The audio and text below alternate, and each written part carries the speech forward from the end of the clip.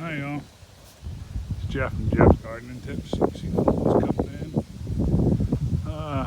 These leaves in the next 3 weeks to a month will all be gone. Up in the yard, you can see the needles falling everywhere. Oh, there's the two plate plates. Hey Obe, hey Bran. Everything's turning out here, so like I said, it won't be too much longer. It'll all be, hey Obie, I see you. It'll all be gone. I just wanted to show you where we're at now, what we're gonna do. I've gotten just about everything out of the garden now for overwintering and transplanting into the greenhouse. The weather looks good over the next week, so what I'll do is you can see the peppers are just still growing on everything. Potatoes, we got that tomato bush coming up there. Stuff's still growing here. The eggplant's still growing. So right now we're doing pretty doggone good. I transplanted this one yesterday. You can see the eggplant leaves in the way. Eggplant's still growing on that. Some broccoli and stuff, and some more potatoes there. What I did, I'll put that eggplant in tonight, because what it's going to do is going to be warm during the day. So on the front here, I'll leave the plastic part up, because this greenhouse gets real hot. That's why I have both ends open now. And for the next week or so, I'll just leave the screen down, like where the air still goes through, but it's not sealed off. So during the day, the heat can still warm stuff up, but at night it's getting down to like the low 40s, high 30s, low 40s, and then sometimes mid 40s. So we'll let everything keep growing in there and doing things, and it won't be that bad. But hibiscus looks real good in there right now. But just put everything on here. Still got, you can see the purple flower coming on that eggplant there. What the heck that is? Kind of spider or something on there. Never seen that pull on these things. But there's always a first for everything. But like I said, strawberries are growing back in the middle there. A lot of this stuff you see has really not known I overwintered it and cut it back. Some of it I haven't, it was still being prosperous, but you can see the greenhouse is full from one end to the other, full of stuff. So we're kicking butt that year. We got another winter of this, and then once some of the stuff kicks back and it gets too cold, even though I put a heater in here and keep everything at 55 degrees during the winter, I'll put some garlic in here, and I'll put some lettuces and garlic, and spinaches, broccoli, cauliflower. And once this stuff, some of it dies down, and drops off, then I'll put some of that stuff in here to grow during the winter. But we'll get more updates when that's. Hey, be nice. That's a bird. Sorry, I thought they were biting each other. Sorry, guys. Once it gets to that point, you can see I can even place where I can hang stuff there. So right now, we're in good shape there. There's some of the dirt left there with a pot.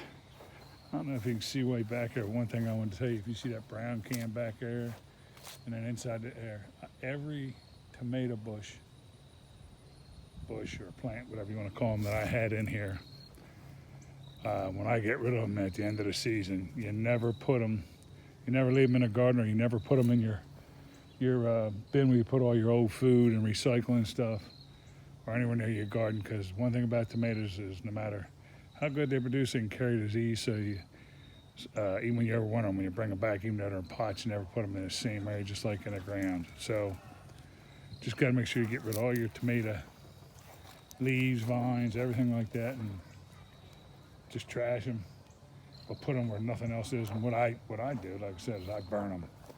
When I'm back here, I just burn them to get rid of them, and then I'm done with them. And start with fresh tomatoes, except for maybe 2, maybe 3 I might overwinter sometimes. But the tomatoes aren't all into it. The eggplant seems to do okay, and geez, I'm losing my mind. The eggplant, the peppers come back good too for 2 or 3 years. So I did a couple plants last year, so we'll see how it goes this year with everything. But you can see the garden's pretty well emptied. I gotta get in and do a wee whack, get rid of mold, and get rid of old wooden containers I built years ago that are rotted out now, and throwing them out, going to pure containers. Gotta get rid of some of these pallets, and then those 2 black potatoes back there are still full of dirt. And the one thing I'm gonna do with them is I'm probably gonna use one for garlic and one for a little more potatoes while I got a chance, because I can grow that stuff in the greenhouse over the winter. But it was a very successful growing season. Incredible. I was just tickled pink with it. Trees and bushes we planted, anything like that, just everything seemed to work out real good this year. So we'll just keep chugging, get ready for next year, and do our stuff. I wanted to show you here. Now, this is just one tray here of the green and red tomatoes, yellow tomatoes and stuff that I left over in the garden. So what I did was I had 4 trays of these just jammed weren't ripening yet because the weather's changing. And I'm sitting outside for a week or so. Some ripened, some are still having a hard time. So I put I bagged up these huge Ziploc bags full of green tomatoes and sweet potatoes and gave them to each one of my neighbors on each side of me so they could try them, because I'll never get to them anyway. And you can see all the fruit bushes and trees are all out of here now. They're all in the on the greenhouse now, and you can see the mints are coming back everywhere, which is good for my wife, I guess, but because the strawberries got wiped in there. Last year they ran all year, but this year I don't know why, but I know it was dry and I went away for a week. It just, they took a big hit, and all my strawberries are pretty doggone resilient as far as covered back. Trimmed the rose bush way back. You can see it's starting to flower again. It was just getting out of control. I could hardly get by here with the tractor or whatever. And we just keep moving and going the way we're going. And I'm gonna let the dogs, all the big trees I told you put in, were little seedlings that I put in. Oh my gosh, what the name of them? I can't think of them right now. They grow out in California.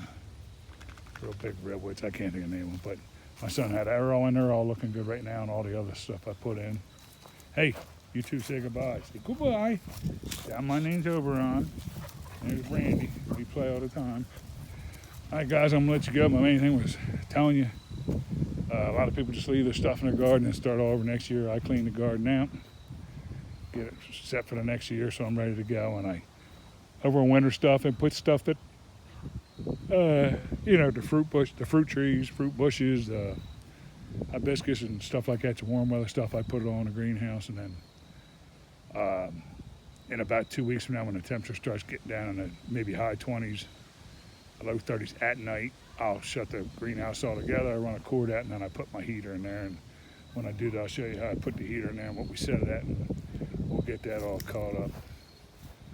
All right, guys, you all have a great rest of this Sunday, and we'll be talking to you in a week or two about some other further projects we got coming up soon. All right, guys, remember to go out to YouTube, to Jeff's Vegetable Garden Tips and Containers, and like and subscribe. It's all appreciated. At the Instagram, to Jeff's Vegetable Garden and Containers, which shows a lot of pictures of photos and stuff we cook, and we're on LinkedIn too. But also go to Facebook, and that page will be up this week. I'm finishing it, and then we'll have one just for the gardening. Okay, guys, you have a good rest of the weekend. We'll talk to you. Thanks.